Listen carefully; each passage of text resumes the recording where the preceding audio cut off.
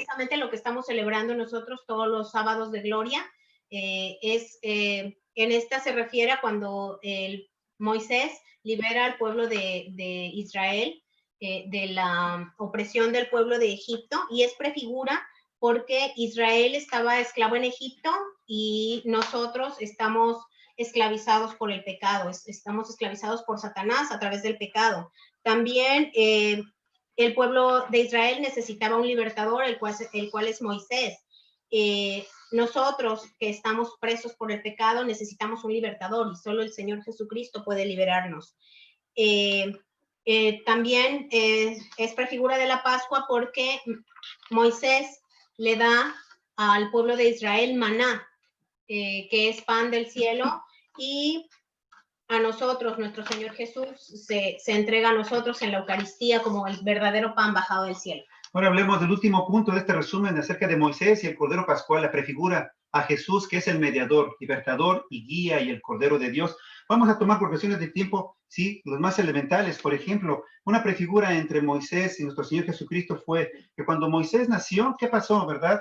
Sí, el rey de Egipto mandó a mandar a todos los niños hebreos. Cuando nació nuestro Señor Jesús, ¿qué pasó? Pues Herodes mandó a matar a todos los bebés, ¿verdad? Menores de 2 años. Otro, ¿sí? Para salvar a Moisés, ¿sí? Lo mandaron a Egipto, ¿verdad? En la canastita, ¿verdad? Hay que llegar a manos egipcias, ¿sí? Para salvar al niño Jesús, la Sagrada Familia también viajó a Egipto.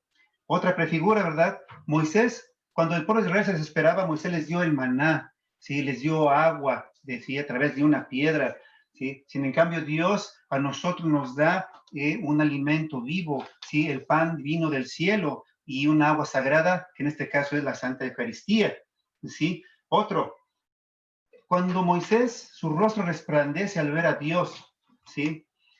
Nuestro Señor Jesucristo, cuando está en el monte Tabor, su rostro también resplandece, y también resplandece su cuerpo en la transfiguración, ¿verdad? ¿Se acuerdan? ¿Sí? Ahora veamos la relación de la prefigura que hay entre el Cordero Pascual y nuestro Señor Jesucristo. ¿Se acordarán que el pueblo de Israel pues tenía que sacrificar, ¿verdad? Un corderito menor de 1 año, ¿sí? Y que fuera voluntariamente, ¿sí? ¿Por qué razón? Porque los corderitos que son menores de 1 año todavía no perciben la sangre de los otros corderos que son sacrificados, y entonces ellos van voluntariamente. En este caso, nuestro Señor Jesucristo entrega su vida por nosotros, ¿sí? Además, el corderito que llevaba el pueblo de Israel, decía Dios, nuestro Señor, tenía que estar limpio, o sea, sin defecto. Y precisamente, haciendo una prefigura de nuestro Señor Jesucristo, fue que el 14 de Nisan del año 33, Pilato, ¿sí? Declara limpio, sin pecado, ¿verdad?, a nuestro Señor Jesucristo. Entonces, esto es una relación, una prefigura que va a continuación y habla de nuestra salvación día con día. No es que sea en el pasado, sigue vigente siempre. Entonces, vamos, en este caso, a pedirles que nos acompañen en este tema que nuestro hermano Ramiro va a compartir con nosotros, y seguir adelante con el plan de salvación que Dios tiene para nosotros. Muchas gracias. Muchas gracias, Nancy, Arturo, por recordarnos un poquito lo que vimos la semana pasada. Y entonces comencemos lo nuevo, lo que nos va a entretener esta noche, la meditación de esta noche, que seguimos caminando en esta historia de la salvación, en la historia que nos cuenta la Sagrada Escritura. Pues miren lo que hemos conseguido. Como decíamos la semana pasada, ya son 5 semanas, y los que hemos estado viniendo 5 semanas ya formamos un hábito. Y cuando se forma un hábito, es cuando se repite algo por 21 días, dicen los expertos, ya es un hábito. Y en este caso es un hábito virtuoso, porque nos da un que tal vez no teníamos. Ahora ya sabemos que la Sagrada Escritura es la historia de nuestra salvación, es la historia de cómo el Señor Dios llama a su familia, a nosotros que somos sus hijos, nos llama de regreso, nos ha llamado desde siempre. Y la historia es contada con el pueblo de Israel, pero en realidad es nuestra historia. No es la historia de cómo Dios me llama a mí, a usted y a mí, a que volvamos a la familia de Dios. Y entonces aquí está la historia de la salvación pacto a pacto. Para este momento, este cuadrito ya nos lo sabemos de memoria, ¿no? Sabemos que el Señor empieza la creación haciendo un pacto con la naturaleza y con los seres humanos en Adán, en su matrimonio con la pareja inicial. Sabemos que Adán cayó que Adán y Eva fallaron y entonces el Señor tiene que renovar ese pacto, ahora con una familia, que es la familia de Noé, y muestra el arco iris como símbolo de ese pacto. Pero también Noé, este mediador del pacto renovado, vuelve a fallar. Y entonces el Señor tiene que buscar a otro mediador. Esta vez va a ser Abraham, que va avanzando en la historia de los libros de la Biblia. Y este pacto va a ser ya con Abraham y sus familias, que es una tribu, ya son varias familias, ya es mucha gente, ¿no? Y el símbolo de ese pacto va a ser la circuncisión de los hombres, de los varones. Pero Abraham también, desgraciadamente, a pesar de ser el padre de la fe, a pesar de que se mantuvo firme, también humanamente falla. Y el Señor tiene que renovar, tiene que volver a hacer ese pacto con la humanidad a través de Moisés, que veíamos la semana pasada. Esta vez ya es una nación, porque ya tienen una ley, ya tienen un estatuto, ya tienen, como decir, una constitución, se vuelven una nación. Y el símbolo de ese pacto es la Pascua.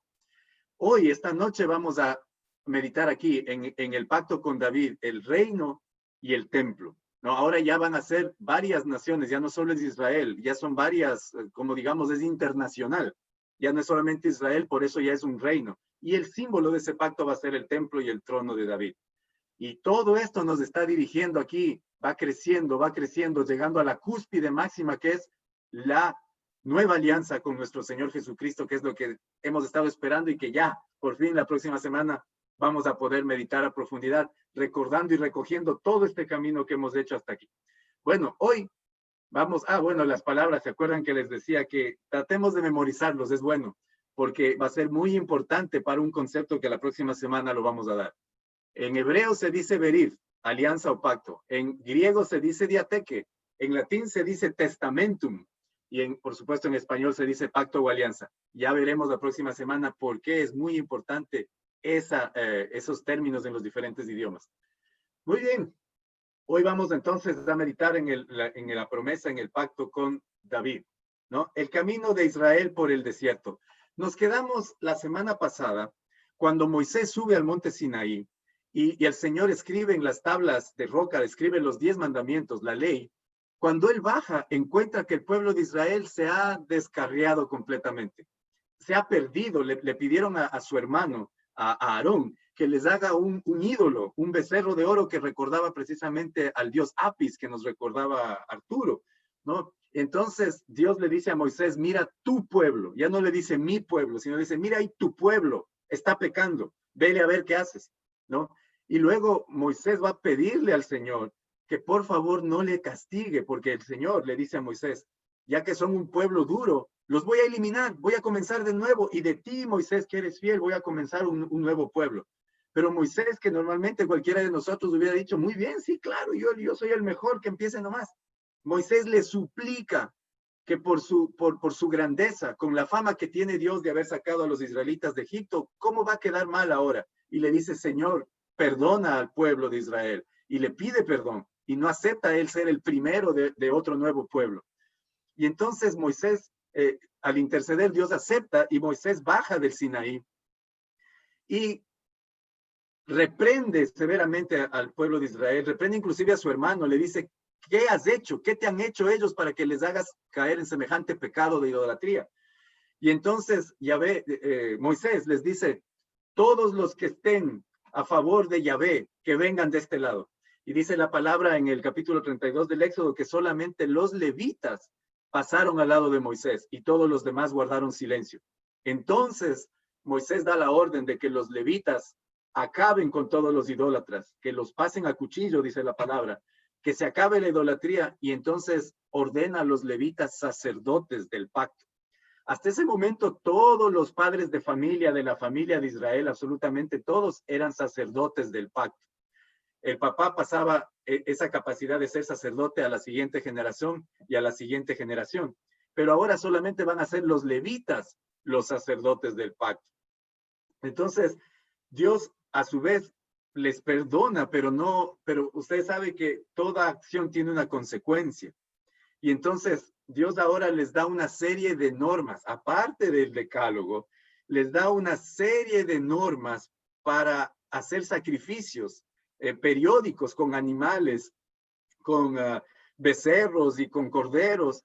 ¿Por qué? Porque quiere que Israel abandone los ídolos de Egipto. Quiere que todos esos ídolos que están todavía en su corazón, a pesar de haber salido de Egipto, los abandone. Y entonces les dice, vas a matar a todo eso que crees que es un ídolo, lo vas a sacrificar ante mí.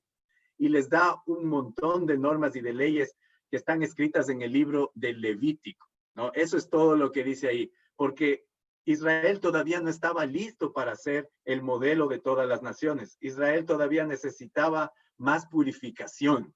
Por eso les pone eso, ¿no? Y luego en el libro de los números les da más normas todavía, porque Israel es de cabeza dura, ¿no? Mientras más caminan y mientras más avanzan, más errores cometen y entonces les da más normas y eso es el libro de los números. Vienen más rituales, etcétera, mientras van caminando, porque dice la palabra de Dios que el pueblo de Israel estuvo ahí en el Sinaí por 2 años, ahí en la base del monte Sinaí. Pero bueno, veamos cómo fue el recorrido de Israel por el desierto. Miren, aquí vamos a ver si me funciona como yo quiero. No sé si se alcanza a ver aquí el planeta. Sí, se mira, bueno, miren lo que vamos a hacer. Vamos a hacer un recorrido por Tierra Santa. ¿Sí? A veces dicen, vamos a Tierra Santa, pues vamos y podemos hacerlo aquí juntos. Aquí, bueno, quise comenzar aquí estamos desde Houston saludando, Miami en Estados Unidos y acá en Ecuador estamos conectados, ¿no? Bueno, vamos a hacer un viaje hacia Medio Oriente, a mirar dónde caminaron los israelitas, el pueblo de Israel. Está por acá, mire, en Medio Oriente. Esto es del África, aquí está África, por supuesto, aquí está Europa, Francia, todo eso, ¿no? La España, la bota de Italia. Y aquí está Egipto, aquí está Egipto. Y aquí está lo que se conoce como la tierra prometida de Israel. Vamos a hacer un acercamiento. Aquí es donde está caminando el pueblo de Israel, ¿sí? Vamos a hacerle un acercamiento, vamos a ponerle un poco plano aquí, en un segundo. Muy bien, vamos a verle bien. Bien, aquí va a caminar. Dice la palabra del Señor que Israel estaba en Egipto. Hagamos de cuenta aquí asentado a las orillas del delta del Nilo. Aquí está el río Nilo, todo esto es el río Nilo. Pues tenían que salir, cuando el Señor los saca de Egipto, lo que debían es caminar por aquí, por este camino que va hacia Israel, era la ruta más corta, ¿sí? Era la ruta más corta, pero en el capítulo 13 del libro del Éxodo, en el versículo 17 dice el Señor, no los voy a llevar por esta ruta porque aquí viven los filisteos y cuando se vean atacados los israelitas se van a querer regresar. Sabiendo eso, el Señor dice en el Éxodo capítulo 13, los voy a llevar por un camino más largo y los lleva por aquí. Aquí es donde cruzan el Mar Rojo, aquí, y luego llegan hasta acá, más o menos, que está el monte Sinaí. Vamos a ver aquí aprovechando un poquito las herramientas. Mire, vamos a medir cuánto era este camino. Salieron más o menos de aquí. Si hubieran seguido por el camino corto, hubieran ido por aquí y hubieran llegado hasta Israel. Digamos que aquí donde está Beersheba. Son 336 kilómetros. Eso es lo que hubieran tenido que caminar si hubieran confiado en el Señor, si el Señor les hubiera dicho, vamos a vencer a los filisteos, vamos a irnos por el camino corto. Pero el Señor sabía que la fe de Israel estaba quebrada, que no confiaban en Él, que tenían ídolos. Entonces decide que los va a llevar por un camino más largo.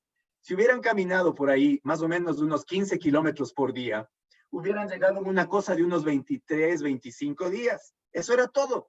Eso era, llegaban a la tierra prometida.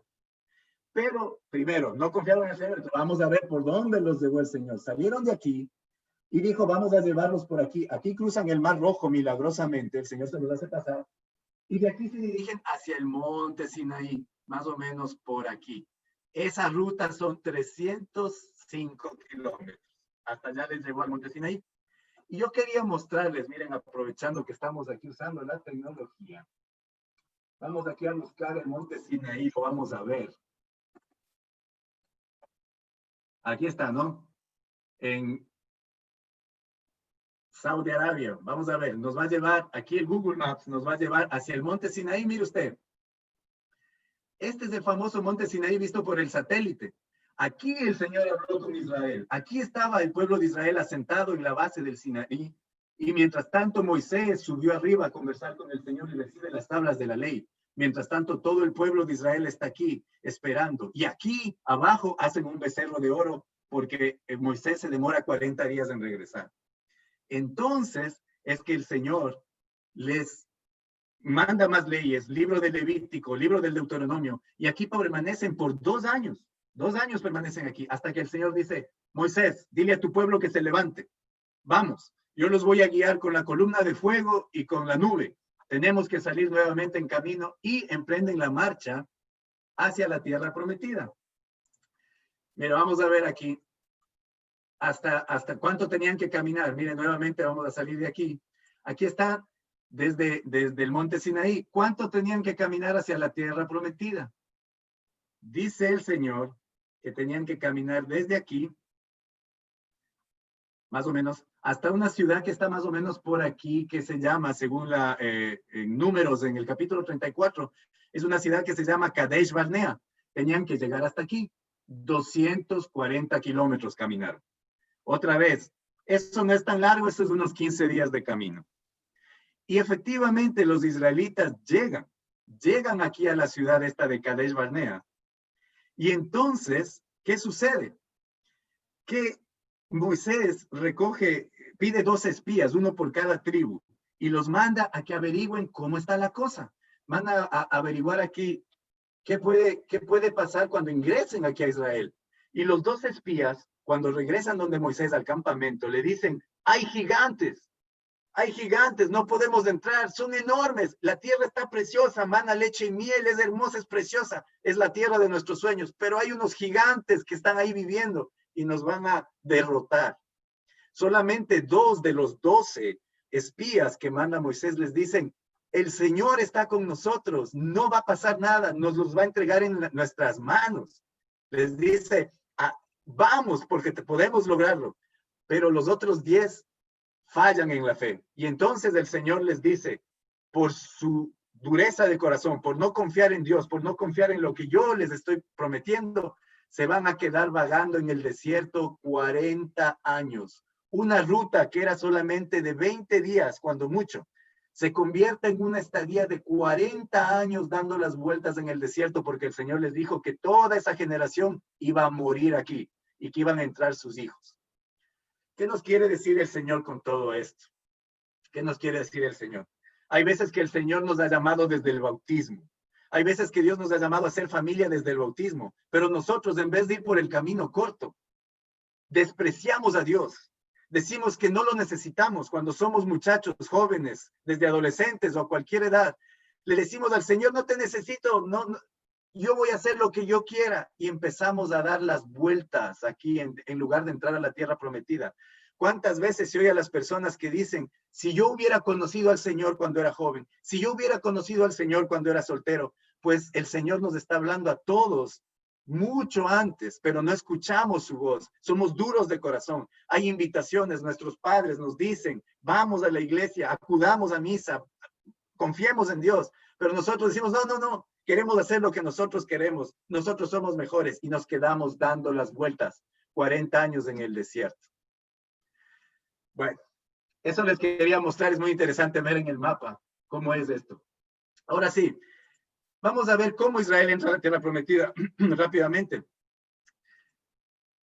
Luego de que pasan los 40 años en el desierto, ya Moisés muere fuera de la tierra prometida, la alcanza a ver desde lejos, pero le encarga a Josué que lidere a Israel y que entren hacia la tierra prometida. Pues el primer obstáculo con el que se encuentran es esta ciudad de Jericó, que tenía unas murallas enormes, que estaba llena de gente. Y entonces ellos hacen un plan porque Dios les habla y Dios les dice, le van a dar la vuelta a la ciudad 7 días. Los primeros 6 días le van a dar una vuelta. El arca de la alianza va a ir delante de ustedes. Y el 7º día le van a dar 7 vueltas y los muros de la ciudad van a caer. Para esto también Josué mandó unos espías y estos espías casi los descubren y se escondieron en la casa de una prostituta que se llamaba Rahab. Y como le cuentan lo que va a suceder, Rahab les dice, perdonen a mi familia. Y ellos le dicen, por habernos ayudado, la vamos a perdonar. Cuelga, le dicen, un lazo, un listón rojo en la ventana. Y entonces nosotros sabremos que tú vives aquí y nadie de tu familia va a perecer. Así lo hicieron los israelitas durante 6 días. Le dieron la vuelta a la ciudad alrededor con el arca de la alianza y leyendo y tocando la trompeta. En el 7º día le dieron al campamento la vuelta 7 veces. Tocaron la trompeta y los muros de la ciudad se cayeron y todos dieron un grito de júbilo y entraron cada uno por la parte de la pared que se había caído y conquistaron la ciudad de Jericó. Dios les hizo vencer muchísimas otras batallas, ¿no? Y luego les entregó esta tierra, que se las repartieron entre las 12 tribus de Israel, ¿no? Pero desgraciadamente, constantemente los enemigos los acechaban, constantemente. Y entonces Israel volvía a desconfiar de Dios una y otra vez, y entonces se repetía un ciclo constante. Israel dudaba y desobedecía, y entonces había un ataque de los enemigos. Como Israel estaba débil en su fe, eran derrotados. Entonces, como estaban caídos, clamaban a Dios, y entonces Dios les daba un líder libertador que se llama un juez. Hay 14 de estos jueces. Luego, cuando el guía libertador levantaba la fe de Israel, les hacía nuevamente tener fe, tener ánimo. Ellos volvían a tener un tiempo de paz porque vencían a sus enemigos, y después se olvidaban de los favores de Dios y volvían a desobedecer, y volvía un ataque enemigo, volvían a caer derrotados, y empezó este círculo vicioso que se repitió y se repitió y se repitió. Hay 14 jueces o líderes libertadores detallados en la Biblia, los más conocidos: Débora, Gedeón, Sansón, y el último que fue profeta y sacerdote, Samuel. ¿Sí? Todo esto sucedía ahí. Entonces, ya llegó un punto en que los mismos israelitas se cansaron de este círculo vicioso. Pero el problema era que ellos creían que la culpa no era de ellos. Creían que la culpa era de Dios. No decían que la culpa era de ellos. ¿Cómo se parece nuestra historia? ¿Cómo se parece cuando nosotros nos quedamos 40 años en el desierto, dando las vueltas y protestamos porque nos va mal en la vida, porque Dios no nos ayuda? Pero si estamos lejos de Él, ¿cómo nos va a ayudar? Lo que nos dice Dios es: clamen a mí y yo les responderé y quédense conmigo. ¿Sí? Pues bien, ellos pidieron un rey. Lo que pedía Israel es: dame un rey. Le dice a Dios: nosotros estamos en problemas porque no tenemos un rey. Y van y le dicen a Samuel, que era el guía en ese momento, el último de los jueces, el primero de los profetas. Le dicen: danos un rey. Samuel va y le pregunta al Señor, y el Señor le dice: dale a tu pueblo lo que te pide. Pues no me rechazan a mí, no me rechazan a ti, no, sino a mí, para que no reine sobre ellos. O sea, no querían que Dios sea el rey, querían un rey humano. Entonces Samuel les dijo: miren lo que les va a exigir su rey. Les tomará sus hijos y los destinará a su carro, a sus caballos, y a ustedes les tomará sus campos, sus viñas, se los dará a sus oficiales. Ese día se lamentarán del rey que hayan elegido, pero Yahvé ya no les responderá. Quieren tener un rey, quieren darle la gloria a algo más, a alguien más. Y entonces el Señor, porque el Señor nos deja ser libres, porque el Señor nos deja tomar nuestras decisiones, nunca nos va a forzar. El Señor le dice a Samuel: el pueblo no escuchó a Samuel y dijo: tendremos un rey y nosotros seremos como los demás pueblos. Le dijo Dios: hazles caso, dales un rey. Vamos a llegar hasta aquí, vamos a hacer una pausa aquí en nuestra presentación. Y vamos a pedir un rey, como dice Israel, pidió un rey. Entonces, no sé si les llegó un mensajito, pero les dijimos que hagan una coronita de reyes. Los que tengan las coronas, vamos a ponernos la corona de rey, porque el pueblo de Israel pide rey. Y entonces vamos a cantar pidiendo nosotros un rey. Ese rey, vamos a ver si lo acompañan ahí, dice así: yo sé bien que estoy afuera, pero el día en que yo me muera, sé que tendrás que llorar. Llorar y llorar, llorar y llorar. Dirás que no me quisiste, pero vas a estar muy triste y así te vas a quedar. Vamos a ver desde la casa, a ver, dice: con dinero y sin dinero, hago siempre lo que quiero. Mi palabra es la ley. ¡Ay, ay, ay! Dice: no tengo trono ni reina, ni nadie quien me comprenda. Ahora sí lo vamos a decir todos juntos. pero sigo siendo el rey. Muy bien, esos reyes ya puestos las coronas. Vamos a ver si nuestro hermano Arturo y Nancy nos tienen listo porque tenemos un rey muy conocido, el rey Arturo.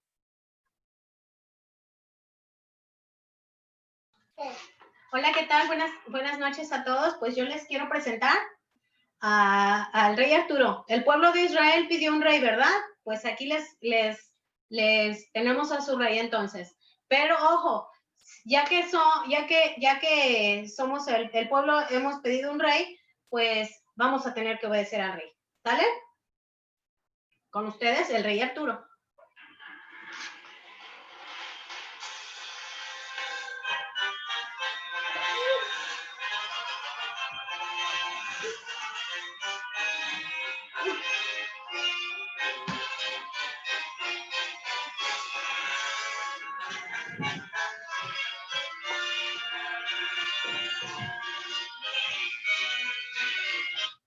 Pues bien, el rey Arturo resulta ser que él nos utiliza aquí a mis compañeras y a mí nos utiliza para dar sus mensajes. Él no habla mucho. Así es que bueno, él les va a hacer saber qué es lo que vamos a hacer en esta noche, ¿sale?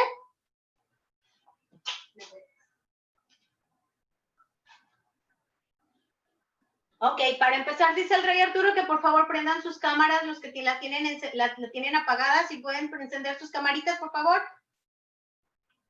Necesita ver a todos sus súbditos. Ok, esperamos pues. Ahora sí. Ok. Nos dice el rey Arturo que quisiera que la familia Novoa Núñez, saluda a la familia Novoa Núñez. Ok, la familia Novoa Núñez y la familia Salvatierra, saluden familia Salvatierra. Ok, mucho ojo, el rey Arturo quiere que ustedes dos compitan. ¿Sale? Quiere ver cuál de las dos es la familia más obediente. El rey Arturo escribió algunas cositas que él quisiera que le trajeran, por favor, lo más rápido posible. Pero resulta que el rey Arturo amaneció un poco confundido y escribió todo un poco. Las palabras no las escribió bien. ¿Pueden ver las palabras? Ok. Necesitan organizar las letras y traerme rápido lo que el rey Arturo está pidiendo. ¿Ya saben qué es lo que está pidiendo el rey? ¿Pueden ver? Génesis, ¿ya viste? ¡Ah! Ahí está. Sorry, familia Salvatierra. Les ganó la familia Núñez.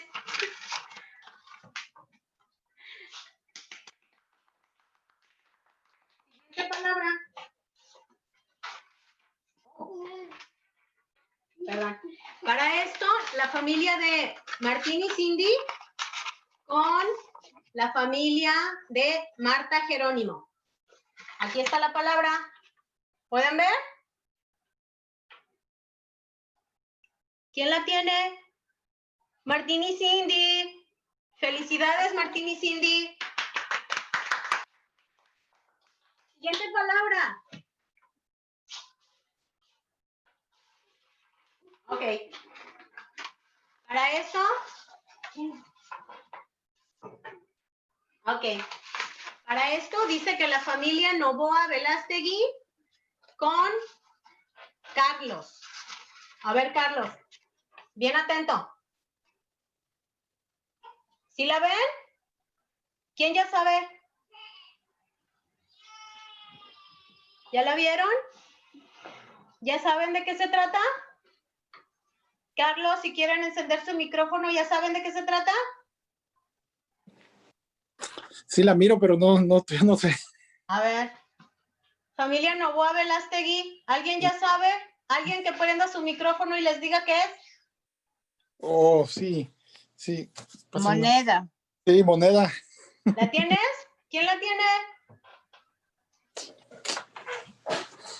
Wow.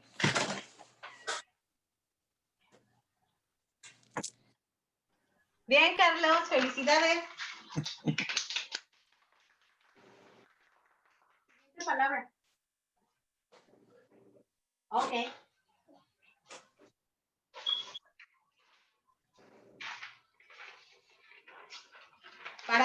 a ser Rosa y Marta Jerónimo.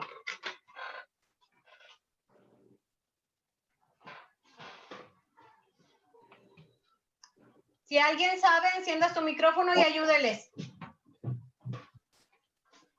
Almohada.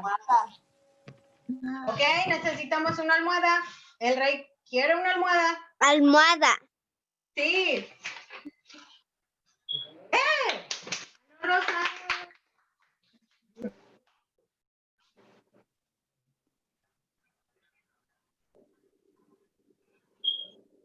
Ajá. Ok. Dice aquí la familia Aguilar con Liberio. Oh, es la última. ¿Ya saben? Liberio y familia Aguilar. Oso. Ahí está la familia Aguilar. Pues muy bien, felicidades familia Aguilar. Esta es una taza, Liberio. Bueno, felicidades. Muchísimas gracias y pues no. Ok, ahora por último el rey pide un aplauso para el Señor. El rey se retira.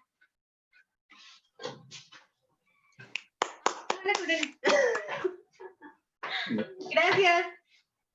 Muchísimas gracias, Arturo, Nancy, a toda la familia, las peques también. Muy buena esa corte, ese séquito del rey Arturo. Bueno, vamos a continuar. Pues Israel pidió un rey. Y entonces el Señor, que les concede el deseo de su corazón, les dio un rey. Bueno, vamos a ver entonces cómo es que surge y cae el reino de Israel. Eso está en el Antiguo Testamento, en los libros de Samuel, primera y segunda de Samuel, primera y segunda de Reyes y primera y segunda de Crónicas. Esos son los libros en donde está el relato de los reyes. Pues en la primera carta de Samuel, en el capítulo 10, vemos que Dios le dice a Samuel que unja a un personaje llamado Saúl, que es de la tribu de Benjamín, que es la menor de las tribus, porque Benjamín era el menor de los hijos de Jacob. Esta es la tribu más pequeña. Y Saúl, según dice en el libro de Samuel, en el capítulo 9, Saúl era de la familia más pequeña, de esta la tribu más pequeña. Pero Saúl no era pequeño. Saúl dice que era una estatura, que era enorme, que era un gigante que les pasaba a todos con la cabeza.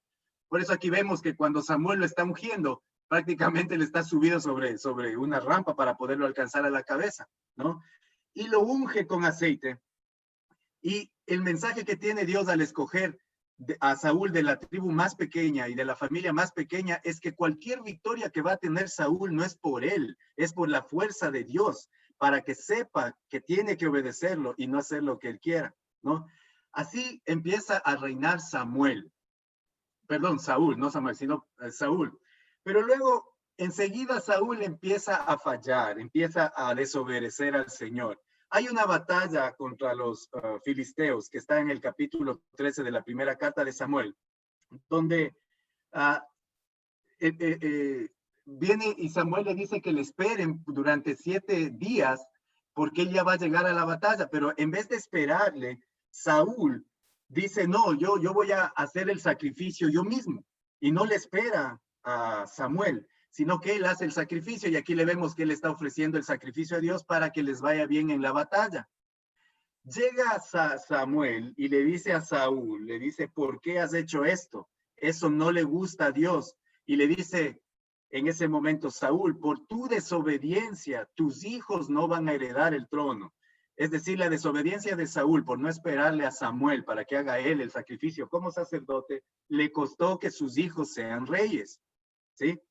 Al final esa batalla se gana. Pero después hay otra batalla más, donde Saúl nuevamente dirige al pueblo de Israel. Y es una batalla contra los amalecitas, que eso está en el capítulo 15 del libro de Samuel. De igual manera, ahí hay una orden precisa del Señor que le dice que no va, cuando les venza a los amalecitas, no va a coger ningún botín, no va a tomar ningún prisionero, va a matar a todos y no va a guardarse ningún animal, todo tiene que quedar ahí. Sin embargo, Saúl como vio que el ganado estaba bueno, como vio que la cosa estaba bien, decide que no, que se va a llevar algunos animalitos para Israel. Y eso tampoco le gustó a Dios. Y Samuel se lo dice otra vez y le dice, por esto que has hecho hoy, Dios te va a quitar tu reino y se ha buscado a otro y a otro mejor que tú. Y dice la palabra del Señor que Samuel no vio más a Saúl hasta el día de su muerte. Entonces, sin que sepa Saúl, sin que Saúl lo sepa, el Señor le da la orden a Samuel para que unja a otro rey. Y Samuel se va a buscar en la casa de Jesé, de un hombre que se llamaba Jesé, en la ciudad de Belén.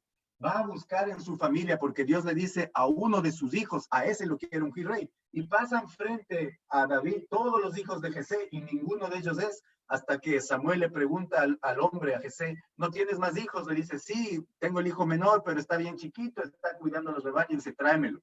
Y cuando se lo trae, ese es el que quería el Señor y le dice a Samuel, ese es mi elegido. Entonces Samuel, dice la palabra del Señor, que tomó el cuerno de aceite, lo ungió en medio de sus hermanos y el espíritu de Yahvé descendió sobre él desde ese momento para siempre.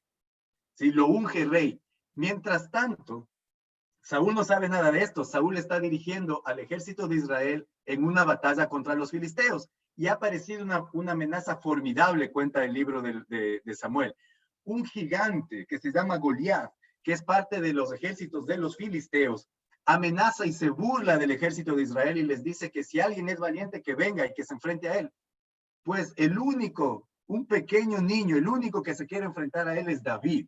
Y David, en esta historia que todos conocemos, se acerca, ¿no? Y le dice, tú vienes a pelear conmigo armado de una jabalina, le dice, lanza y espada. Yo, en cambio, te ataco en nombre de Yahvé, el Dios de los ejércitos de Israel, a quien tú has desafiado. Dice la palabra del Señor que David tomó 5 piedras del río, ¿no? Las puso en su bolsa, las preparó bien y cuando se acercó el gigante tomó su honda y lanzó una de las piedras y le dio directo en la frente entre los ojos y mató al gigante. 5 piedras, nos recuerda los 5 panes y los 2 pescados cuando el Señor multiplicó los panes, porque nosotros tenemos que poner lo que tenemos y dejar que el Señor haga lo demás, hacer el milagro. Las 5 piedras es lo que tenía que hacer David. Él hizo lo que pudo, dejó que el Señor haga el milagro. Mi hermano, ¿cuáles son sus 5 piedras que le pide el Señor? Haga su parte, pero confíe en Dios. Trabaje, pero confíe en Dios.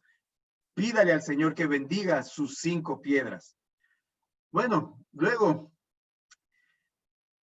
Saúl entra a descansar. Bueno, dice la palabra del Señor que entró a hacer otra cosa, pero se los dejo de curiosidad para que lean qué entró a hacer en el capítulo 24. Y en la cueva se descuida y en esa cueva estaba escondido David. Y como Saúl ya sabe que David es un nuevo rey que ha sido ungido por Samuel, lo quiere matar. Y David tiene la oportunidad aquí de matar a Saúl, pero no lo hace. Más bien corta un pedacito de la capa del rey y lo deja que se vaya. Cuando está afuera, le dice David a Saúl que le ha perdonado la vida. Y entonces Saúl le contesta, ¿qué hombre se encuentra a su enemigo y le permite seguir su camino en paz? Y le dice Saúl a David, que Yahvé esté contigo, que te recompense. Ahora estoy seguro que reinarás y que el reino de Israel estará seguro en tus manos. Eso es lo que le dice. Luego, seguimos esta historia, vamos un poquito rápido porque el tiempo es bien corto y hay tanto que decir, ¿no? Luego dice, llega la paz, ¿no? Llega la paz. Desde aquí ya David derrota al último enemigo, entra a reinar en Jerusalén y David quiere darle a Dios lo que le pidió desde hace tanto tiempo, una morada. Dios quiere una morada, quiere un templo, pero Dios tiene otros planes. No va a ser David el que construye el templo, sino su hijo. En Deuteronomio, ¿no? En el capítulo 12, el Señor ya había dicho esto a Moisés. Cuando pasen el Jordán y habiten la tierra que Yahvé les dará en herencia, cuando Él les haya asegurado todas las fronteras y vivan en paz, entonces llevarán al lugar elegido de Yahvé para morada de su nombre todo lo que los prescribo, víctimas consumidas por el fuego, sacrificios, diezmos y primicias del trabajo de sus manos, y lo que hayan prometido a Yahvé, pues querrán ofrecerle lo mejor. Es decir, Dios le pide a Moisés que cuando ya haya paz, le hagan una casa, le hagan un templo. Y ahora David, que ya está en paz, quiere hacerle ese templo. Quiere hacerle el templo, pero el Señor le dice, no me vas a construir tú una casa. Más bien, yo te voy a construir una casa, le dice. Y en 2 de Samuel 7, el Señor le dice esto a David. Le dice, Yo voy a hacer famoso tu nombre entre los grandes de la tierra. Ojo con los colores, porque ahora vamos a comparar eso con otra visión, con otro ángel que viene a anunciar algo. El ángel le sigue diciendo a Saúl, yo pondré el trono a tu hijo, fruto de tus entrañas, y afirmaré su poder. Él me construirá una casa y yo afirmaré su poder para siempre. Yo seré para él un padre y él será mi hijo. Tu descendencia y tu trono estarán presentes ante mí. Tu trono estará firme hasta la eternidad. En parte, aquí el ángel está diciendo a David que Salomón, su hijo, es el que va a recibir estas promesas, en parte, pero en realidad está anunciando a otro que va a recibir estas promesas. Y esas promesas se van a cumplir en otro anuncio de un ángel. Cuando le avisa a la Santísima Virgen María, el ángel Gabriel le dice, será grande. Miren los colores. Le va cumpliendo cada uno de las promesas que le hizo a David. El ángel le va cumpliendo, el ángel Gabriel en María. Será grande. Luego en verde, será llamado Hijo del Altísimo. Luego en café, el Señor Dios le dará el trono de su antepasado David. Y luego la última promesa, gobernará por siempre al pueblo de Jacob y su reinado no terminará jamás. En verdad, el verdadero rey, el sucesor de David, aquel que va a reinar para siempre, es Jesucristo. Es decir, ya desde el libro de Samuel está anunciando al que va a venir, a nuestro Señor Jesús, ¿no? Bueno, pero David, como todos los pactos que hemos visto hasta ahora, David también falla.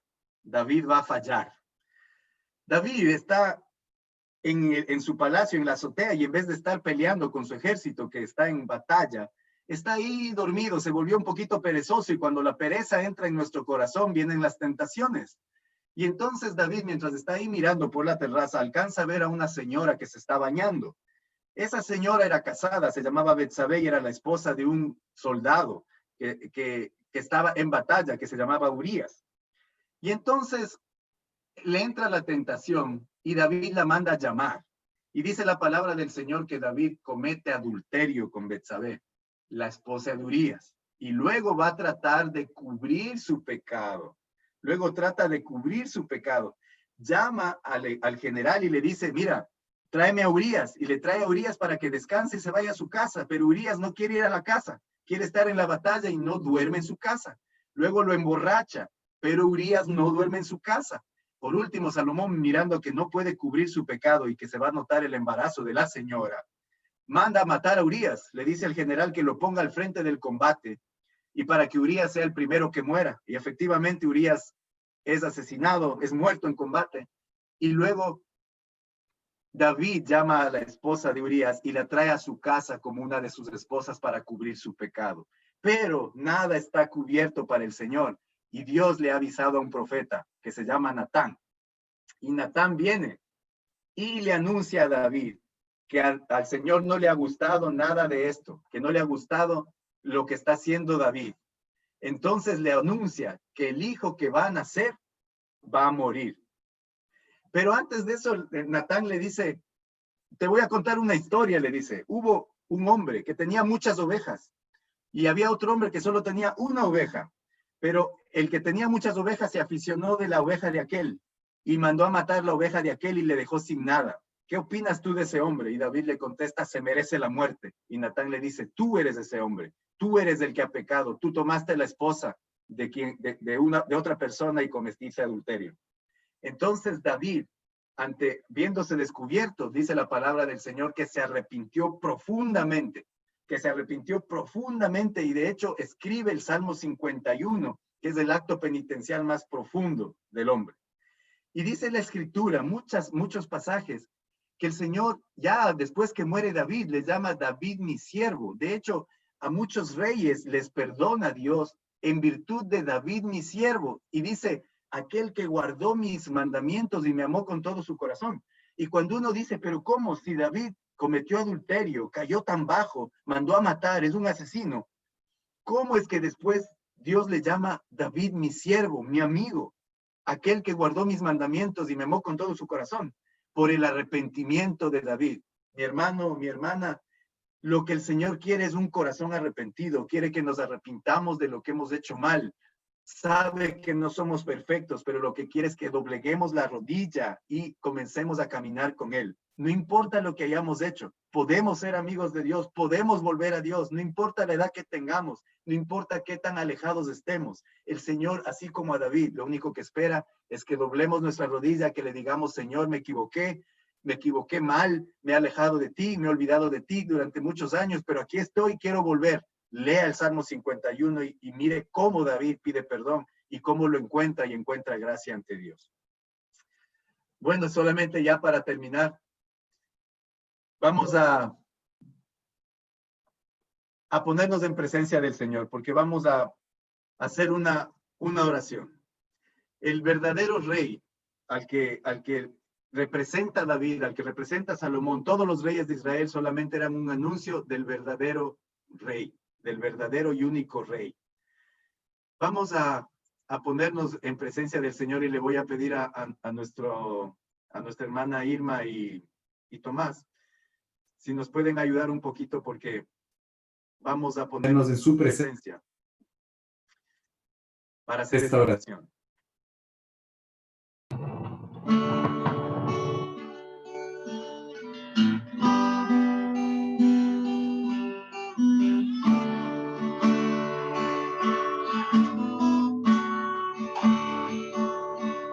Quiero alabarte sin parar todos los días, que tu presencia sea el anhelo de mi vida. Quiero hacer tu voluntad, Señor, yo te quiero agradar. Yo quiero darte siempre el primer lugar. Yo quiero darte siempre el primer lugar. Y tú eres el rey de mi vida, el número uno en mi corazón. Aquí yo te rindo todo lo que soy. Si tú eres el rey de mi vida, el número uno en mi corazón. Aquí yo te rindo todo lo que soy. Tú eres libre.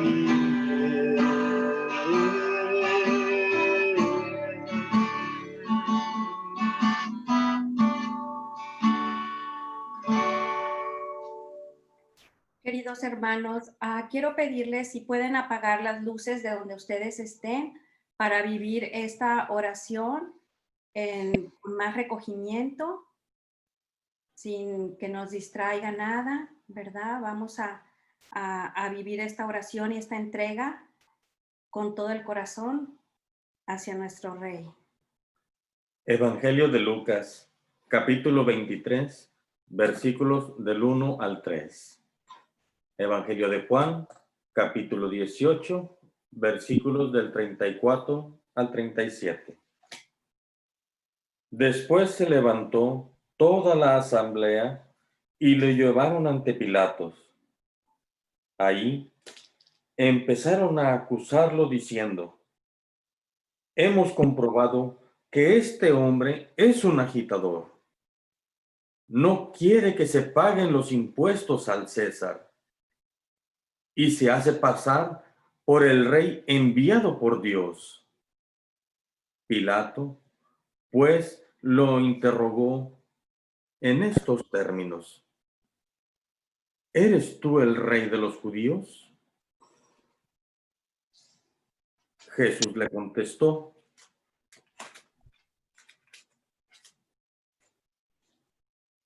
¿viene de ti esta pregunta o repites lo que otros te han dicho de mí? Pilato contestó: ¿soy judío yo? Tu pueblo y los jefes de los sacerdotes te han entregado a mí. ¿Qué has hecho? Jesús contestó: mi realeza no procede de este mundo. Si fuera rey como los de este mundo, mi guardia habría luchado para que no cayera en manos de los judíos. Pero mi reinado no es de acá. Pilato le preguntó, entonces, ¿tú eres rey? Jesús contestó, tú lo has dicho, yo soy rey. Para esto nací, para esto vine al mundo, para ser testigo de la verdad. Todo hombre que está de parte de la verdad, escucha mi voz. Palabra de Dios. Te alabamos, Señor.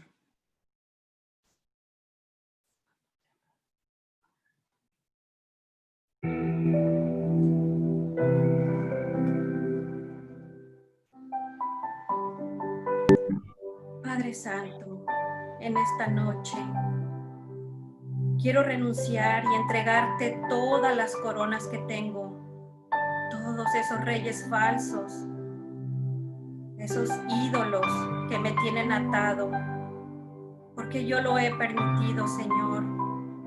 Perdóname. Quiero entregarte la corona de la televisión, de la computadora, del teléfono. Te pido perdón por tener tiempo para esto y no para ti, mi amor santo, ni tampoco para mi familia. Señor Jesús, te entrego la corona del trabajo. Vivo para trabajar, no trabajo para vivir. Tú eres lo más importante y he hecho, mi rey, el trabajo. Perdóname. Te descuido a ti, descuida a mi familia. Descuido mi salud, mi cuerpo, mi espíritu por el trabajo excesivo.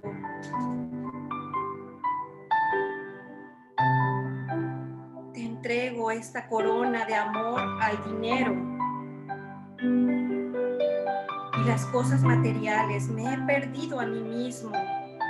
No comparto con el necesitado. Acumulo el dinero y dejo a veces hasta mis seres queridos que pasen necesidades mientras compro ropa de marca, zapatos de marca, el teléfono más costoso, la televisión más grande, el carro más lujoso, y siempre quiero tener más y más. Y siento que soy feliz cuando tengo mucho dinero en el banco y no paro de pensar cómo ganar tanto dinero. Perdóname, Señor. Te entrego la corona de las adicciones. Me he perdido a mí mismo. He hecho sufrir a mi familia. Me he olvidado de que existes, Señor. Esas adicciones me han perdido. El alcohol, las drogas, la pornografía, las cosas materiales. No me importó ofenderte ni hacerlos sufrir a ellos, a mis seres queridos. Te entrego, Señor, la corona de socializar excesivamente, quitándoles el tiempo de compartir a mi familia y el tiempo de estar contigo.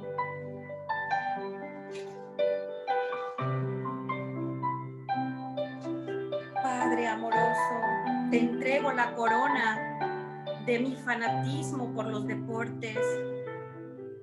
Solo estoy pensando en el momento del deporte y dejo a un lado el estar contigo, el ir a misa, el ir a adorarte en el Santísimo, el apartarme a solas para orar y estar contigo, el orar con mi familia, el compartir tiempos importantes y lindos con mis hijos, con mi esposa, con mi familia completa. Perdóname, Señor. Padre, te entrego la corona de mi vanidad. Gasto tanto dinero en mí sido buen administrador y administradora de los bienes que me das, de los bienes para mi familia. Me preocupo mucho de tener un buen cuerpo para que todos me admiren. Gasto tanto dinero en eso y en tantas cosas. Y no comparto con el que necesita, con el que no tiene trabajo, con el que vive en la calle, con aquel que se le ha incendiado su casa, con aquel que no tiene que comer, aquel que vive debajo de un puente. Señor, perdona por mi vanidad y mi egoísmo. Padre, te entrego mi corona del egoísmo, pensando que solo yo soy primero, pasando por encima de los demás. Siempre he sido yo, después yo y otra vez yo. Perdóname, Padre Santo.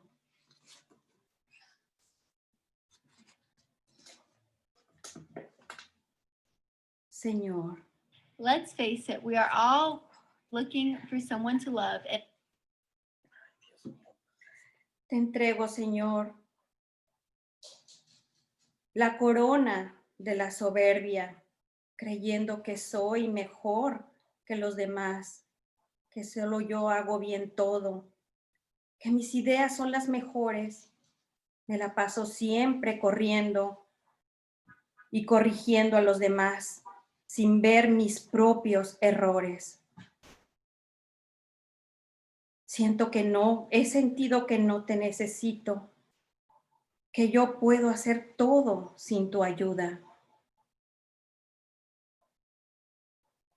Te entrego mi corona de la vanagloria. Me encanta que me alaben y reconozcan que yo soy muy sabio, que tengo muchos dones, que todo lo hago bien y me creo mejor que los demás.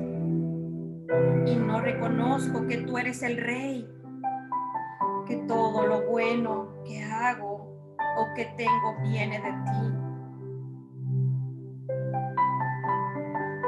que sin ti no soy nada, sin tu gracia estoy perdido.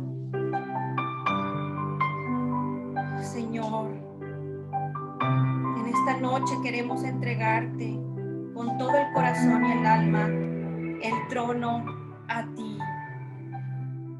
Solo a ti corresponde ese trono. Solo tú eres mi rey, mi salvador, mi creador. Señor, perdóname por tantas veces que estuve alejado de ti, que las cosas del mundo las hice, mi rey, mi Dios, olvidándote, haciéndote a un lado,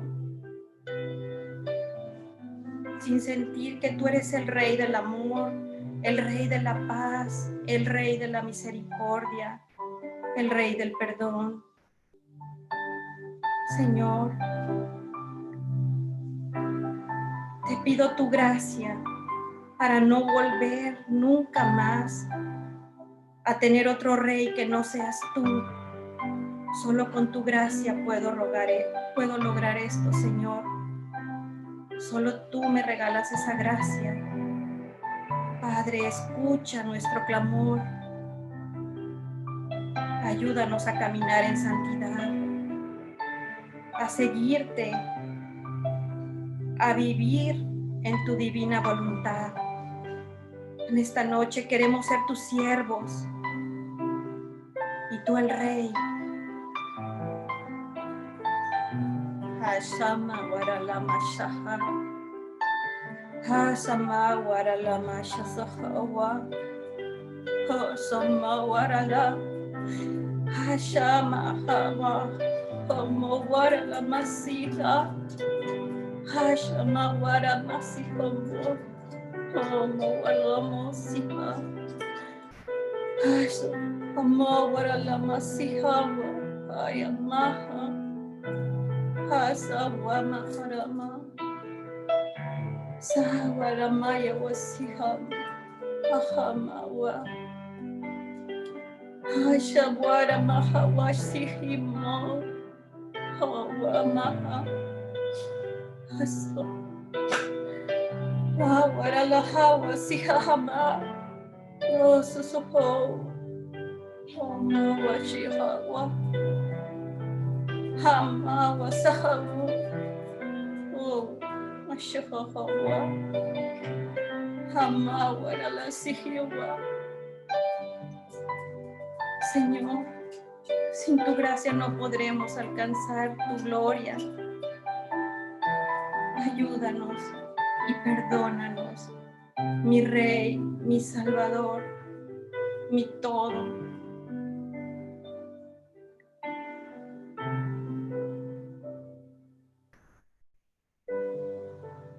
Amén.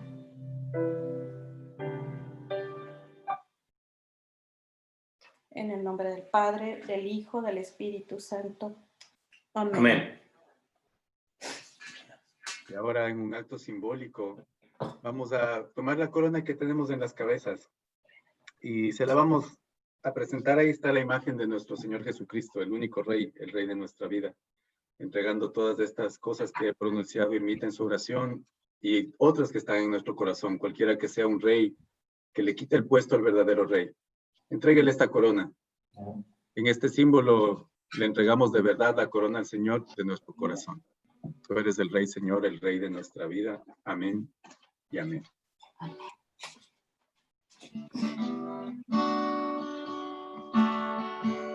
Adorarte sin parar todos los días. Que tu presencia sea el anhelo de mi vida. Quiero hacer tu voluntad, Señor, yo te quiero agradar. Quiero darte siempre el primer lugar. Quiero darte siempre el primer lugar. Si tú eres el Rey de mi vida, el número uno en mi corazón, a ti yo te rindo todo lo que soy. Si tú eres el Rey de mi vida, el número uno en mi corazón, a ti yo te rindo todo lo que soy. Si tú eres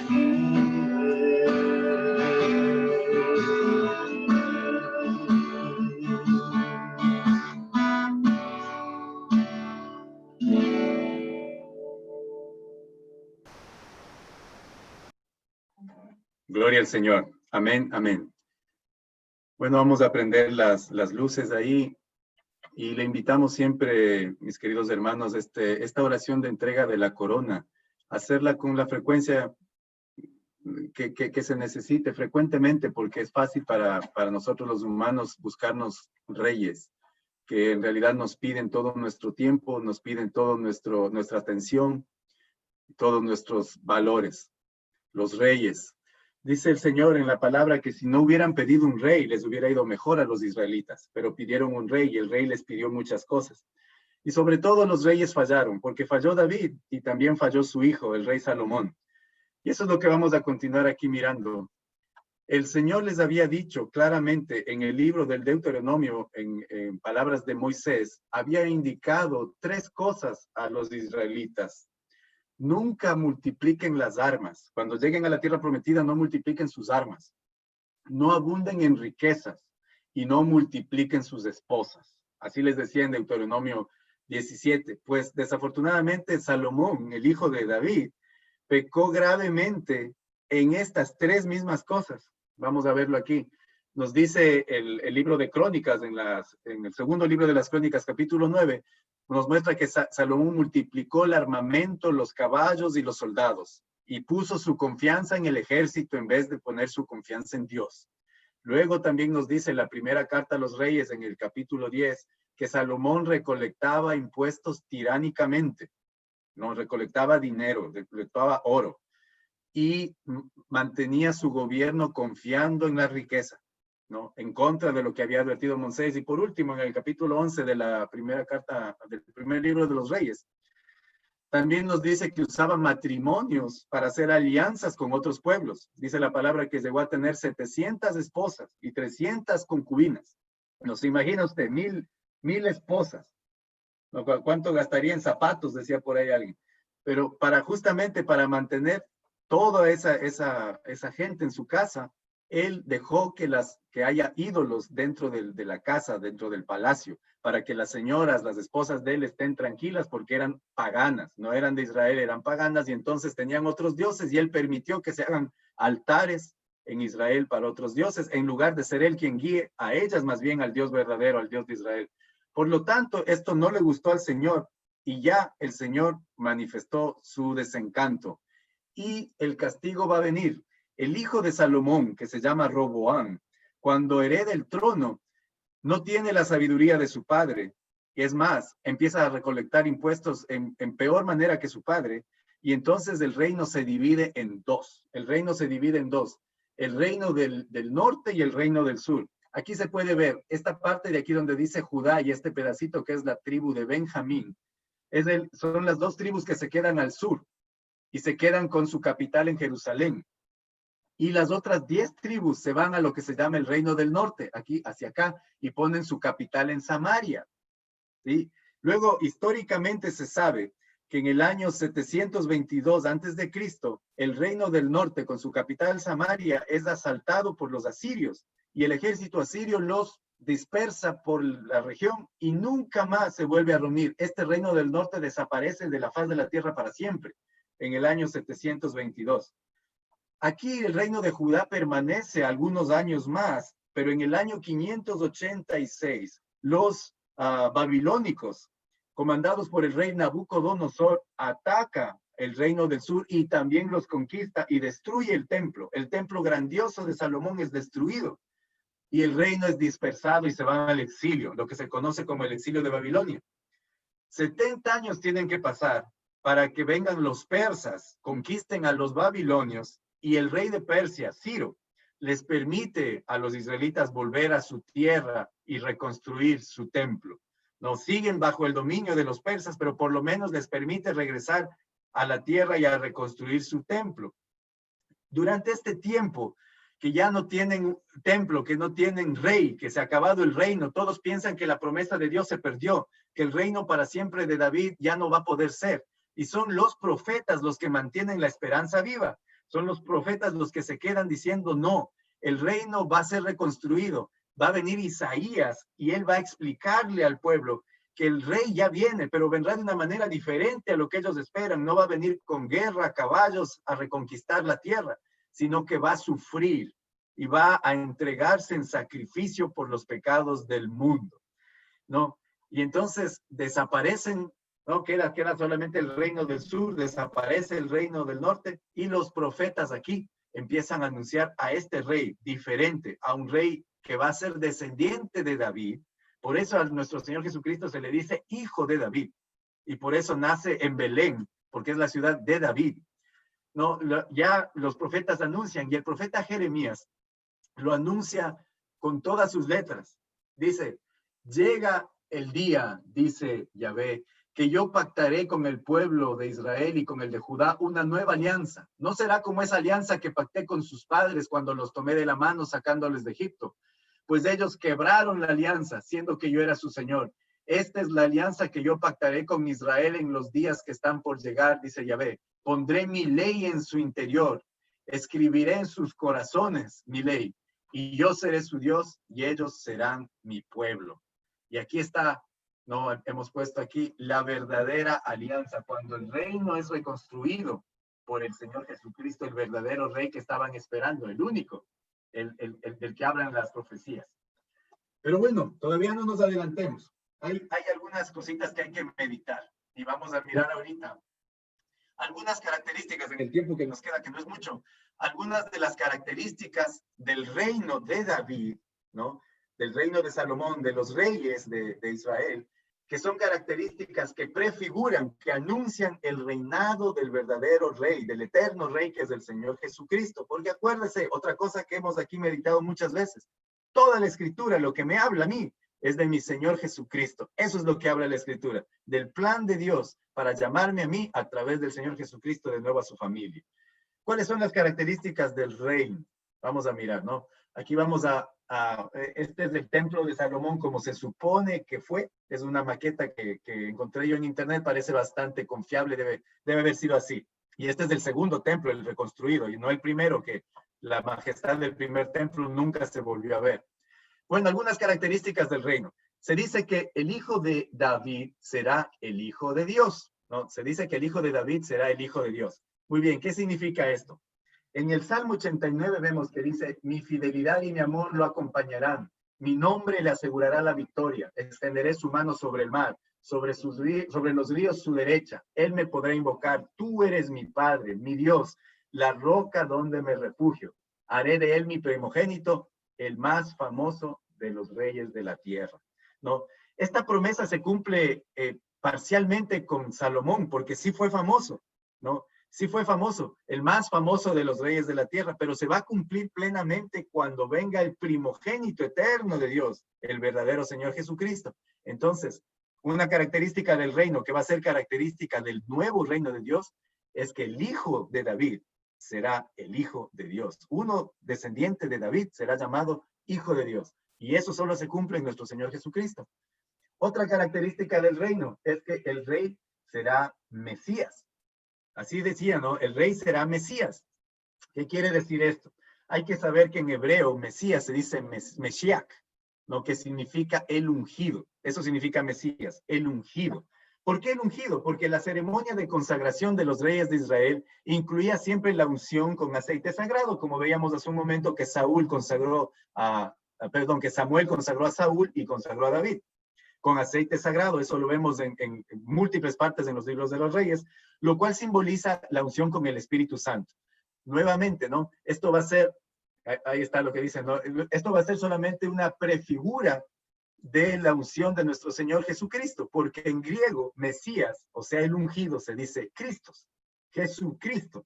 Por eso Jesucristo es el ungido de Dios, y solamente los reyes eran ungidos. ¿Cuándo? No. Cuando nuestro Señor es ungido, al momento de salir del agua, Jesús vio los cielos abiertos. El Espíritu bajaba sobre él como lo hace la paloma, mientras escuchaban las palabras del cielo, tú eres mi hijo, el amado, mi elegido. Ahí está mal la cita, esto es del Evangelio según San Mateo, pero no es del Salmo 89. Entonces, es el bautismo del Señor. Cuando el Señor le dice, este es mi hijo amado, baja el Espíritu Santo sobre él y es el ungido. Ahí se cumple que el Señor Jesús es el ungido. Otra característica del reino va a ser que el reino es internacional. Como decíamos, ahora ya no es solamente para los hebreos, para los israelitas.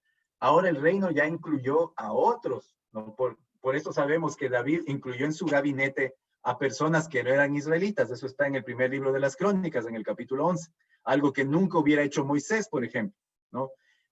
Se sabe que bajo el reino de Israel había otras naciones, como los hititas, etcétera. Dice el Salmo 72, pues domina del uno al otro mar del río hasta el confín de la tierra, los reyes de Tarsis y de las islas le pagan tributo, los reyes de Arabia y de Etiopía le harán llegar sus cuotas, ante él se postrarán todos los reyes y le servirán todas las naciones. Esto se cumple cabalmente cuando el Señor Jesucristo les manda a sus discípulos a que hagan discípulos a todas las naciones. El Señor les manda a ser discípulos a todas las naciones y ahí se cumple este reino internacional del que estamos hablando plenamente. Otra característica del reino de David, que va a ser una prefigura del reino eterno de nuestro Señor, es que Jerusalén es reino. ¿No? ¿Qué significa esto? Dice el profeta Isaías, esto sucederá en los últimos días. El cerro de la casa de Yahvé encabezará los otros montes y dominará los lugares más elevados. Irán a ver y se pondrán en marcha diciendo, vengan, subamos al cerro de Yahvé, a la casa del Dios de Jacob, porque Jerusalén hará de árbitro entre las naciones y a los pueblos dará lecciones. Palabra de Dios, te alabamos, Señor, porque Jerusalén es un monte, Jerusalén está en un cerro, y precisamente el templo de Salomón y la capital del reino de Israel estaba en Jerusalén, en lo que se conoce como el monte Sión. Ese es el monte donde está Jerusalén. Ahora, en el nuevo reino, en el reino de los cielos eterno que inaugura nuestro Señor Jesucristo, la Eucaristía se instaura en Jerusalén, cuando el Señor en la última cena pide a los discípulos que le preparen el piso alto. Esa casa, ese piso alto está en Jerusalén, está dentro de las murallas de Jerusalén.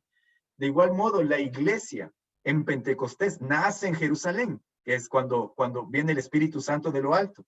Pero sobre todo, Cristo, nuestro Señor Jesucristo, el Hijo de David, reina en la nueva Jerusalén del cielo, ¿no? Que es la visión que tiene Juan en el Apocalipsis, capítulo 21. Juan mira la nueva Jerusalén, donde está reinando el Señor, a donde vamos todos nosotros, si Dios nos permite, por su misericordia, a gozar del reino de los cielos, en la nueva Jerusalén. Bueno, otro aspecto del reino, que es el quinto que vamos a ver, es el templo. El templo era fundamental para el reino de Israel. Por eso cuando se destruye el templo, es como una estaca en el corazón. Le dan directo en el corazón a Israel. Le quitan el centro de la vida de Israel, donde se desarrollaba toda la adoración al Señor en el templo. Veamos qué dice nuestro Señor Jesús en el Evangelio según San Juan. Justamente estaba predicando en el templo, en los últimos días ya antes de su pasión, y los fariseos se le acercan y le estaban probando. Y entonces el Señor les responde: destruyan este templo, yo lo reedificaré en 3 días. Ellos le contestaron: se ha demorado 46 años ya en la construcción de este templo y tú piensas reconstruirlo en 3 días. Pero en realidad Jesús hablaba de ese templo que es su cuerpo. Solamente cuando resucitó de entre los muertos, sus discípulos se acordaron de lo que había dicho y creyeron tanto en la Escritura como en lo que había dicho Jesús. Palabra de Dios, te alabamos, Señor. Es decir, el templo que David quiso construir, que al final terminó construyendo Salomón, ¿no? El que leemos que Dios quiere habitar en la Sagrada Escritura, ¿no? El tabernáculo que caminaba con Moisés primero, luego el templo que construye Salomón, solo son prefiguras del verdadero templo que es mucho mayor, que es el cuerpo humano de Dios, que es Dios humanado, que es el cuerpo de nuestro Señor Jesucristo. Eso lo podemos ver en la carta a los Hebreos, en el capítulo 8 también. Nos dice que el cuerpo del Señor Jesucristo es el templo de Dios. Y por eso, nosotros, nuestros cuerpos también son templos, son santos, son sagrados. Por eso nuestros cuerpos deben ser respetados. Por eso no podemos pecar contra nuestro cuerpo. Por eso hay pecados que se cometen en el cuerpo, dice San Pablo, que son abominables a los ojos del Señor, porque nuestro cuerpo es templo de Dios.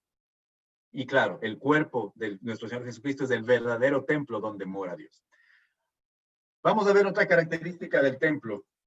La sexta característica es que el reino, perdón, no del templo, sino del reino de Israel es la sabiduría. Y claro, sabemos que Salomón a Dios le pidió sabiduría. La respuesta de Salomón cuando Dios le dice, ¿qué quieres? Le dice, dame sabiduría para gobernar. A Dios le gustó tanto esta respuesta que no solo le concedió sabiduría, sino que le concedió una vida larga y un reino prodigioso, ¿no? Y Salomón escribió los libros sapiensales, escribió el libro de Proverbios, el libro de Eclesiástico y el libro del Cantar de los Cantares, ¿no? Que no son libros de rituales, sino son libros no solo para hebreos, para judíos, sino son para toda la humanidad, ¿no? Esta sabiduría, sin embargo, solamente es prefigura de la verdadera sabiduría en la nueva alianza. Nos dice la carta a los Corintios: Cristo ha pasado a ser sabiduría, es nuestra venida, nuestra venida de Dios y nuestro mérito y santidad, el precio de nuestra santidad. Cristo es la sabiduría. Ahora, Él nos revela el camino al Padre para el mundo y su Espíritu Santo es la sabiduría que desciende sobre todo bautizado y todo aquel que cree, ¿no? La sabiduría de Salomón ahora está disponible para todos por el Espíritu Santo en el nuevo reino. Y por último, la última característica principal de este reino de Dios es el reino eterno, ¿no? Sabemos que el reino de Israel no duró para siempre, pero la dinastía de David es la más larga de la historia. porque reinó desde el año más o menos 1000 antes de Cristo hasta el año 586 antes de Cristo, cuando le invaden los babilónicos. Es decir, son 414 años. Hay otros reinos que han durado más largo, pero una dinastía, o sea, que el hijo y el hijo y el hijo sigan siendo reyes, solamente el pueblo de Israel ha durado tanto, 414 años. Claro, eso no es eterno tampoco, porque se terminó. Pero sí hay uno que va a venir con el reino eterno. El reino de nuestro Señor, ese sí es eterno, durará para siempre. Bueno, ahora vamos a ver unas 3 características secundarias del reino en los poquitos minutos que nos quedan, que también es muy importante. El reino de David tiene una característica muy importante, que es la reina madre, ¿no? Vemos en el libro de los reyes, en el capítulo 2, en el primer libro de los reyes, en el capítulo 2, vemos que Salomón no hace un trono para ninguna de sus esposas. Por supuesto, porque tiene 1000, pero solo tiene una madre.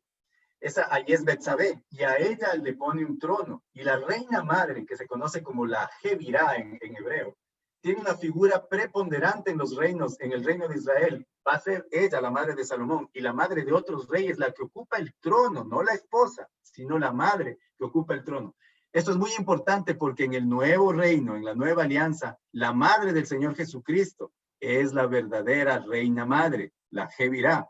Otro aspecto fundamental, ¿no?, del reino de David es el primer ministro. El primer ministro tiene las llaves del reino, ¿no? Si usted lee en los libros de los reyes, este personaje tiene las llaves, simboliza la autoridad, y su cargo va por sucesión. Si leemos atentamente, un ministro le entrega su cargo a otro, y luego a otro, y luego a otro, en una sucesión. Este primer ministro en el nuevo reino de los cielos, de la nueva alianza, fue entregado a Pedro. A Pedro es que el Señor Jesucristo le entregó las llaves del primer ministro. Y como en el pacto de David, que pasaban las llaves a los sucesores, las llaves pasan de Pedro a sus sucesores hasta el día de hoy, ¿no? Esas llaves podemos verlas también en Isaías, en el capítulo 22, nos habla de las llaves que jamás serán removidas, ¿no? Y que lo que él abra, abierto será, y lo que él cierre, cerrado estará. Y el último de las características que queremos ver también que tiene el reino de David es que ellos cambian los sacrificios por penitencia, por sacrificios de acción de gracias, ¿sí? De hecho, tienen ellos un ritual, los hebreos tienen un ritual hasta ahora que se llama la Todá. En ese ritual ellos ahora dan sacrificio por acción de gracias. ¿Cómo trabaja esto? Si alguien está en grave peligro, le ofrece al Señor un voto que si lo libra, le va a entregar un sacrificio en acción de gracias. Es decir, cuando estoy yo en problemas, clamo al Señor, hago un voto de que si me libra, le voy a ofrecer algo en acción de gracias, y luego cuando ya me ha pasado el peligro y el Señor me ha librado, con mi familia, ofrezco la acción de gracias y consumimos pan y vino consagrados. Eso está en la Todá, en el ritual de los hebreos. Por supuesto, nosotros en el nuevo reino también tenemos acción de gracias en la nueva alianza, la Eucaristía, que justamente significa en griego, eucaristos, significa acción de gracias. De ahí viene la palabra Eucaristía, donde nosotros, con el Señor Jesucristo que se ofrece Él mismo como sacrificio de acción de gracias, unimos nuestras vidas en sacrificio con Él en la Eucaristía. Bueno, se nos acabó el tiempo casi. Solamente quiero dejar esta última imagen aquí, que el pacto con Moisés se realizaba en el monte Sinaí, se realizó en el monte Sinaí, se hizo con la nación de Israel. La adoración se hacía en silencio en la tienda de las citas, se ofrecían ofrendas y sacrificios por los pecados y se usaba la Torá o los libros de la ley, los libros de Moisés. En el pacto con David, ¿no?, que ya se va acercando al pacto de la nueva alianza con nosotros, la adoración pasa al monte Sión, al monte de Jerusalén. Es un pacto con todas las naciones. La adoración se realiza ahora con cantos y alabanza en el templo. Se ofrece acción de gracias, ¿no? Y se cambia la Torá por los libros de la sabiduría. Más bien dicho, se agregan a la Torá los libros de la sabiduría que son el Jogma. Así lo hacen en el pacto con David. Y así nos acercamos cada vez más a la cumbre. Ahora este pacto con el reino, con David, se parece muchísimo más al pacto de la nueva alianza que la próxima semana, Dios mediante, vamos a mirar cuando ya nos centremos a ver cómo el Señor Jesucristo no solo que reanuda el reino de Israel, sino que lo renueva y lo hace nuevo, ¿no? Y Él va a ser el que haga nuevamente las cosas nuevas con su Eucaristía. Bueno, los minutos que nos quedan, yo quisiera aprovechar para hacer una pausa ya y ver si hay alguna pregunta de todo esto que hemos hablado, de todo esto que hemos compartido, y ver si podemos compartir un poquito ya entre todos. No sé si hay alguna pregunta por ahí.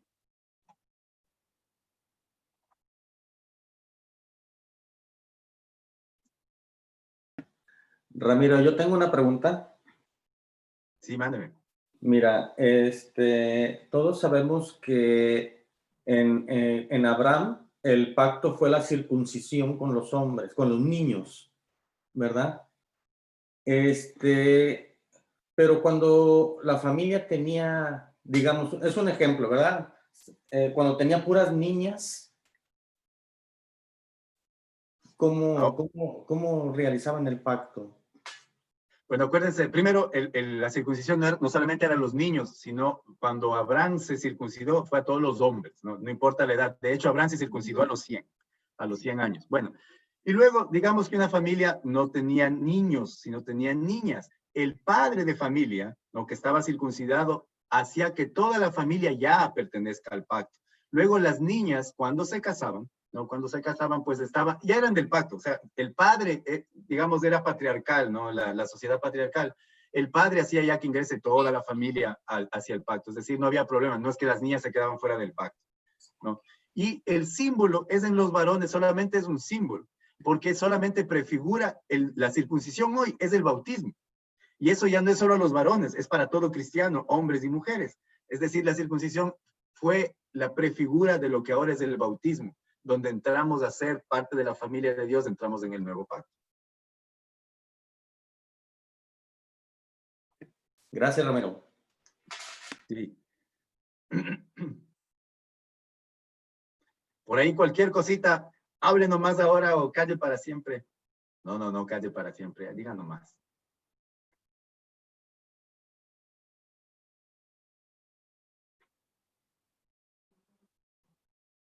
Bueno, entonces, si no hay más preguntas, la próxima semana vamos ya a terminar nuestro retiro. Aquí en Houston tenemos un evento medio especial. Va a haber algo en la parroquia. Va a haber me parece que una proyección, algo, porque tenemos un festival para recoger fondos aquí en Houston. Pero vamos a tener nuestra reunión normalmente, la vamos a tener. Así es que si se puede conectar, conéctese nomás, sí vamos a estar, la vamos a hacer, porque ya es la última.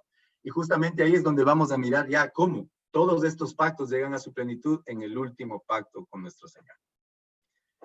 Si no hay ninguna otra pregunta, pues hagamos nuestra oración final. When you see footage from overseas on the news, war looks bad. En el nombre del Padre, del Hijo, del Espíritu Santo. Amén. Amén. Padre mío, Padre Santísimo, te damos gracias, muchas gracias por permitirnos vivir este retiro. Gracias te damos porque nos has hablado al corazón. Gracias te damos por la presencia que has tenido en nosotros por medio de este retiro. Gracias te damos, Padre Santísimo, por lo que nos has enseñado, por lo que nos has mostrado en este momento. Gracias te damos porque has puesto a nuestro lado a estas maravillosas familias por las cuales tú transmites tu palabra. Gracias te damos, Padre Santísimo, por todas y cada una de las bendiciones que derramas en nosotros día con día, porque nos has tocado nuestros corazones, has abierto nuestras mentes. Te pedimos, Señor, que nos sigas cuidando y protegiendo. Te pedimos, Padre Santísimo, que sigamos teniendo sed y hambre de ti, que nos ayudes a hacer tu voluntad. Te pedimos, Padre Santísimo, que sigamos unidos como familia en tu palabra y en tu caminar, pero que también nos ayudes y que nos permitas vivir tu palabra. Como intención especial, por la salud de la señora Consuelo Velástegui, te lo pedimos, Señor. Y te pedimos también por el descanso eterno de la señora Sandra. Te lo pedimos, Señor. Te rogamos, Señor, por cada una de las familias que estamos aquí, por las que no pudieron estar aquí conectadas. Te pedimos que los llenes de tus bendiciones, que seas tú y solo tú el Rey de nuestras vidas, el Rey de nuestras familias, que nunca más tengamos ídolos, sino solamente tú. Señor, llénanos de tu gracia, llénanos de tu amor, llénanos de tu poder. Solo así podremos cumplir con toda tu voluntad. Gracias, Señor, bendito y alabado seas. Sé tú siempre nuestro Rey, nuestro amor, lo más grande que tenemos. Gracias, Padre mío. Y oramos todos juntos el Padre Nuestro y el Ave María, por favor. Padre nuestro que estás en el cielo, santificado sea tu nombre. Venga a nosotros tu reino. Hágase tu voluntad en la tierra como en el cielo. Danos hoy nuestro pan de cada día. Perdona nuestras ofensas, como también nosotros perdonamos a los que nos ofenden. No nos dejes caer en la tentación y líbranos del mal. Dios te salve María, llena eres de gracia, el Señor es contigo. Bendita eres entre todas las mujeres y bendito es el fruto de tu vientre, Jesús. Santa María, Madre de Dios, ruega por nosotros los pecadores, ahora y en la hora de nuestra muerte. Amén. Jesús, María, les entrego el alma mía. Amén. Amén. En nombre del Padre, del Hijo, del Espíritu Santo. Amén. Amén. Muchísimas gracias a todos. Gracias, Ermita. Gracias, Tommy. A todos, toda la familia Reyes, a todos, muchas gracias y nos vemos pronto, Dios mediante, el próximo viernes. No se olvide, para terminar nuestro retiro. Gracias por hacer un hábito. Gracias. Gracias, bendiciones para todos. Buenas noches. Chao, gracias. Bye. Bye a todos. Buenas noches. Buenas noches. Pase bien a todos.